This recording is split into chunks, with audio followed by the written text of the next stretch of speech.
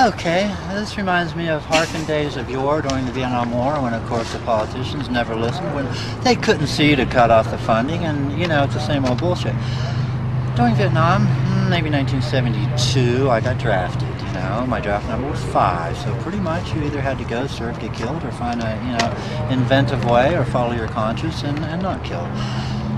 During that time, I went to draft physical, and there was many of us in this hall in our underwear, you know, and the procedure there at your draft physical during that time was all the men lined up, the young American boys in their underwear. When the doctor and 2 MPs would come to you, you would simply drop your drawers, bend over, and the doctor would stick his finger up your ass. Now, that told me right away, I don't think this is a group I want to be a part of, okay? I'm watching that happen down there going, ooh, that looks intrusive.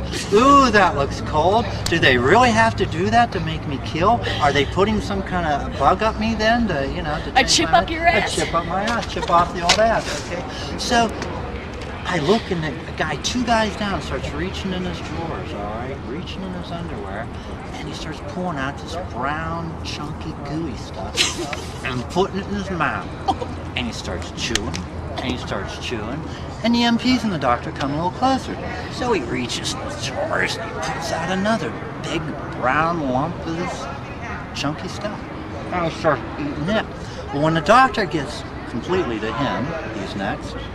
He doesn't drop his drawers, but he reaches way in and goes way up, and he gets just the biggest old hunk of brown sticky stuff you ever seen, and he shoves it in his mouth, and he gets it all over his lips, and he grins, and the doctor completely friggin' loses his shit.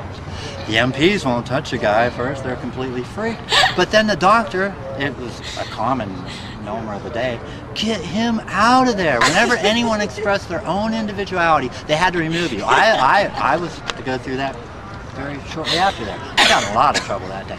Anyway, as they were freaking out and pulling him out of line and dragging him past me to just throw him out the doors, obviously onto the streets, you know, he whispered to me, "Chunky peanut butter."